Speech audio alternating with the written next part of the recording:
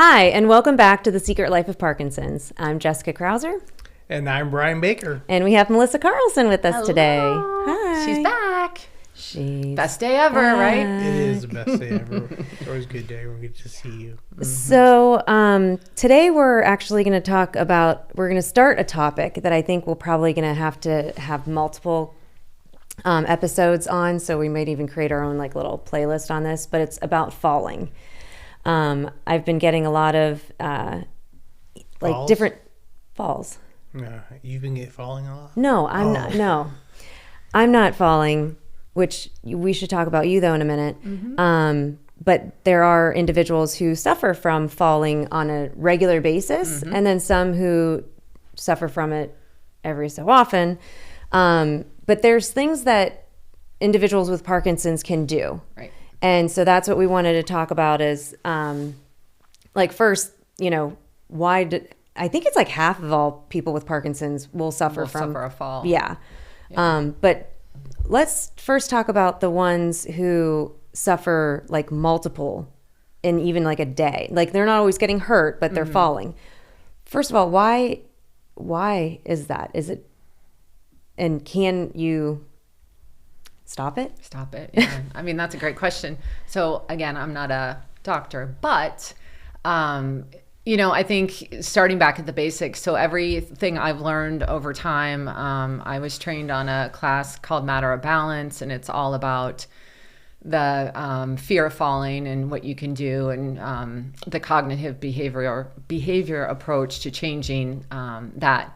But the statistics are crazy. So it's 1 out of every 4 people over the age of 65 fall every year. With Parkinson's or just in general? No, but Parkinson's doubles. So, I mean, that's that's pretty profound. Yeah. So, but the biggest thing is starting back at the basics. So the things we take for granted, our hearing and our vision. So when people say I'm falling a lot and, my balance is off and stuff. So that's one of the first things I would say is, have you had your eyes checked and your hearing checked? Because why would your hearing have anything to do with it? Because it's all that vestibular system. So those systems work together. And if they're not working together, if you're off on your vision and you're not seeing, and then it's going to, they all are intertwined. So I guess I never thought about that. Yeah. So that's why.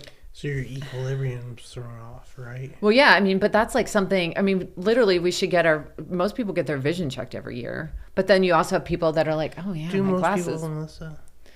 Well, you should. And especially you, because you clearly have vision issues. You don't get vision tested? No, I do. I have to now. After I got diagnosed with Parkinson's, I started losing my vision too. Really? Yeah, it's weird. Or just because you're over the age of 40? You're over 40 now. You're old, dude. A whole other topic, but the optometrist said that your eyeballs do have dopamine receptors. So if your body's not producing enough dopamine, right. there could be a potential problem with that. True story.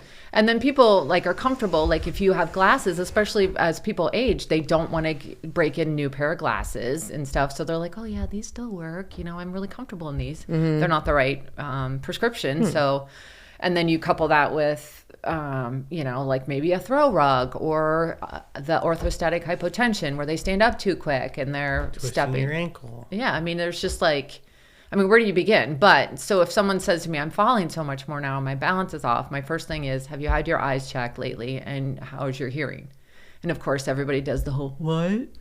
Thinking they're funny. So I'm interested to know, if that's the first question and they're no, I haven't. Mm-hmm. And then they do go get it checked out. Mm-hmm. And let's say they fix it. Maybe they get hearing aids and they get their prescription and their glasses updated. Could that solve it, or is there more to it? I don't think it's going to solve it. I think it's just one piece of the puzzle. So you check off the basics and then, okay, well, I know my vision's good. I know my hearing is okay. Mm-hmm. Now what can I do? So it's just one of those things that's in your control. So what's next? So what would be next would be checking your medications. Are any of them having side effects of loss of balance, lightheadedness, dizziness and stuff? How many of us that that live with Parkinson's are lightheaded? It happens every day. You stand up too quick, or you're not drinking enough. Everything goes back to hydration too. Hydration, drinking. No, the water. Yeah. the water. Water So and yeah, wine. like checking your medications to make sure, you know, like maybe the side effects are lightheadedness and stuff. And then taking a look around your house. Like that's something else that's in your control. Get rid of throw rugs, you know, like if you're until you can get to the bottom of why someone's like falling all the time, then take away the stuff that you have actual physical control over. You know. Well, you know, I mean, but even some people say that they have their loved ones, like they experience like even just after they stand up, which could be the lightheadedness. The orthostatic hypotension. But you know, getting in and out of a car, whatever it may be, like I guess I don't know if I call them triggers, but it's those certain points. So is that then they just have to focus on? Well, it's just finding tools. Like if someone says, I get out of a car and I immediately fall, I mean, I would be like, my first thing would be, well, let's look at how you're getting out of the car. And what are you doing before you open that door to get out of the car? Like the whole saying is movement begets movement. So like if you're you know what I mean? If you're sitting cold turkey, if you're one that falls and you're sitting cold turkey in a car and all of a sudden you throw open that door and try to get out, you know, that's kind of a recipe for like some sort of issue. I mean, I'm not a doctor, but like I would say start moving something so your body's ready and awake. Yeah. That, and also, you know, like we had the OT in the other day talking about the little handle that goes in the door. Right. To help support you. So it's a handle you can put right, you know, those little like metal things in your door. There's a device. It looks like just a handle. You put it in there. It's very secure. You can get them on Amazon. They're $10, and it will help you push up. Can we put it in the kit? We could put it in the kit. But what about from an exercise standpoint? Is that I know that's so excited for you to bring this part that up. Would be number one. So I didn't want to hop right into that, but so yeah, strength training and there's a age-related muscle mass loss called sarcopenia, which is age-related muscle loss. But it's also, you know, we're not getting enough protein as we age. And then also older adults don't like to lift weights. They think like, oh, I'm going to hurt. It's going to not feel good the next day. And I don't want to get bulky. Like, newsflash, we're not going to get bulky. But the more you can strength train, the better off you're going to be. It's going to keep your bones stronger. It's going to hopefully prevent you from having a fall. But if and when you do, it's going to help so you don't sustain a severe injury. So how do we fall correctly? Well, or gracefully, yeah. So you can incorporate all. I mean, there's a class right now in Central Ohio called is that the one Phil's Fearless? Going to? Yeah, there's a couple of our people in our group doing. It's called Fearless Falling. They actually teach you how to fall. It's like put your hands behind your head, tuck and roll. You know, it's kind of like the stop, drop, and roll when you're learning fire safety and. But you're supposed to do that when you're falling? Yeah, exactly. So, I mean, yeah, it is a method. Here I go. But it's, I mean, all those resources are great. But at the end of the day, if you're not, like, for instance, we had one of our people fall this past weekend. It was a split second. There is no way on God's green earth that he would have been able to put his hands behind his head, tuck, and roll. So what we work on a lot in class with exercise is how fall prevention and how do you break a fall. So if you're tripping, what is your first thing to do? If you have that movement incorporated into your repertoire. Thank you. You lunge. Get you with the words. Yeah, you lunge. You can lunge to break a fall. So if you lose your balance, if you've got that movement pattern incorporated, you can take a big step forward, which is a lunge. So that's why we lunge a lot. Great. Yeah.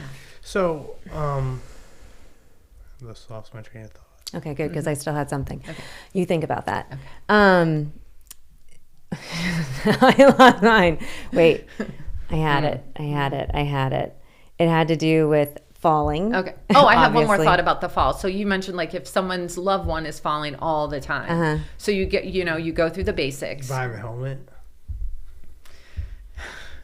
You go through the basics of stuff you can control, and then you talk to their doctor. And there is some Parkinsonism, I can never say Parkinsonism, yeah. I think you had it. That has, so one of the subsets, it's called PSP, and a lot of that, people fall. Like I have a gentleman in one of my, in my chair class that he falls all the time. And it's, it's kind of a joke. I mean, it's not funny because he comes in with some gashes and stuff, but he's using a walker now everywhere he goes, and that keeps him stable, even though he's not really using the walker in its like the way it should be used. He's using it more as a tool to help him so he doesn't fall. So yeah, I mean, obviously talking to your doctor is number one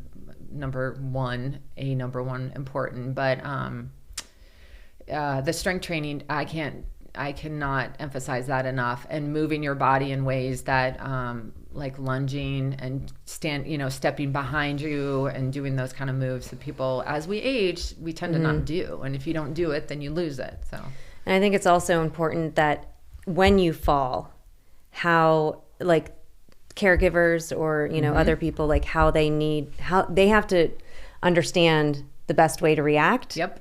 And it's not rushing over, not being frantic, and not getting them up. Right. Let them relax, come Breathe. to, see if they're hurt. Yeah. And that's what, that's one of the things I try to tell our group too all the time. Like, for instance, when one of our people, he fell this past weekend, and everybody's rushing to try to pull him up. I'm like, you guys, everybody's just give him some time. We brought a chair over and stuff just to see, and he was hurt, so that we needed to do different way. Pulling him straight up was not going to be helpful for him, or even the people that we're trying to help. So yes, if you experience a fall, stay there unless there's like a train coming after you. There's no reason why you need to get right up. I had a situation last summer where I was in a busy area, and it was a market going on, lots of people, and a gentleman pretty close to me was walking along, tripped, fell straight down, and he popped right back up, and guess what happened? He fell right back down. And I went over to him and I said, listen, I can help you. And he's, he didn't want anything to do. He's embarrassed, and that's it. And I get it. It's a pride thing, but the best thing you can do if you do have a fall is take your time, assess the situation. Don't hop right back up. You know what? We're on a podcast right now. Please take your phone calls for later. Thanks. That is the first time it's ever happened after 80 episodes. For me, it's happened to you multiple times. No, it doesn't. Mine's always silenced. Her alarm to take her pills, I think she's allowed. Yeah. No. It interrupts her podcast. Oh, whatever. So anyway, so yes, the best thing you can do is stop, assess the situation. If you're around that person, just ask them if they're okay. Give them time. Offer some water if you can, and then go from there. A lot of times the person can get up on their own. Yeah. They don't need someone to come to their rescue. So. Did you remember? I did. Okay. So, that was a big inhale. And we're ready. Okay. So I would think that the lack of picking up our feet and shuffling our feet is one of the biggest causes too. Absolutely. Yeah.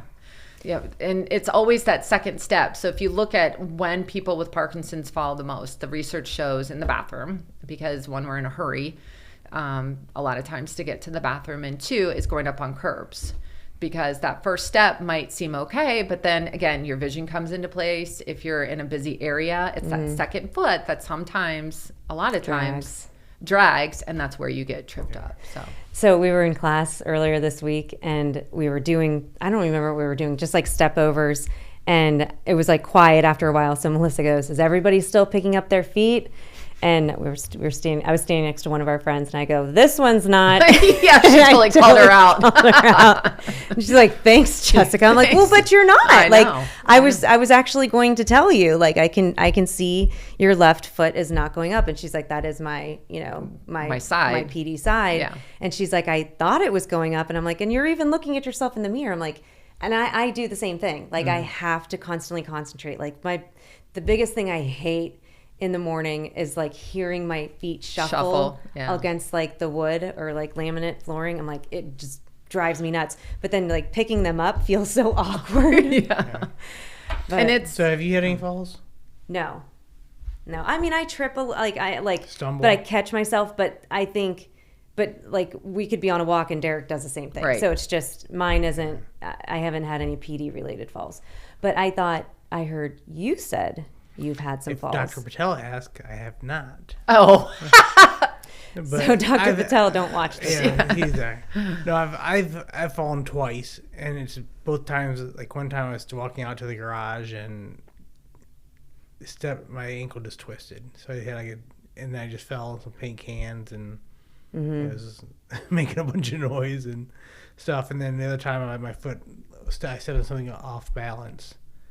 That's why like the little river rocks that we use, yeah, and that's what it made me think of, because I stepped on something off balance and just fell. I mean, I just ran on some dirty laundry.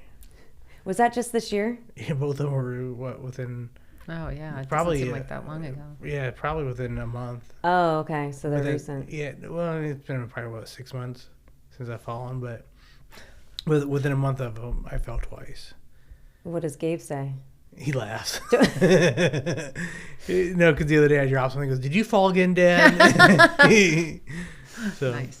Yeah, I mean, and lighting comes into play. I mean, there's so many things that come into play. Lighting, like if you're going into your garage, probably 9 times out of 10, the lights are off. Yeah, I mean, it's just little things you have to be aware of, and we're all human. Like it's not. It's one of those things like, oh, we have to remember to turn the light on. But going upstairs, don't carry anything in your hand. Yeah. You know.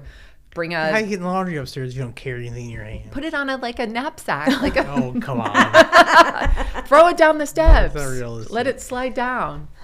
No, you got to bring it back up, though. Not if you're my kids. It just stays there. Yeah. Just get dressed down there. Yeah. No, I mean, there's a lot of stuff that you can do. Tie a little rope to the basket.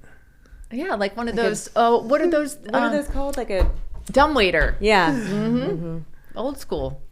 Well, this is good. This is a good start. It is a good start. Yes, good I job, have much more to say, well, but thanks. we can table it for now. Well, yeah, because we're tired of hearing you. I mean, we always love having you here. I love being here. Thanks, friends. Okay. Yeah. In our last 30 seconds, I'll leave you with this. If you are experiencing or have a loved one that is experiencing falls due to Parkinson's, make sure you go back to the basics first. Get their eyes checked, their hearing checked, and then start looking into other things. But make sure exercise should always be at the top of your list. And remember, we are not doctors, so please always consult with your physician, and we'll see you next time. Thanks. Thanks.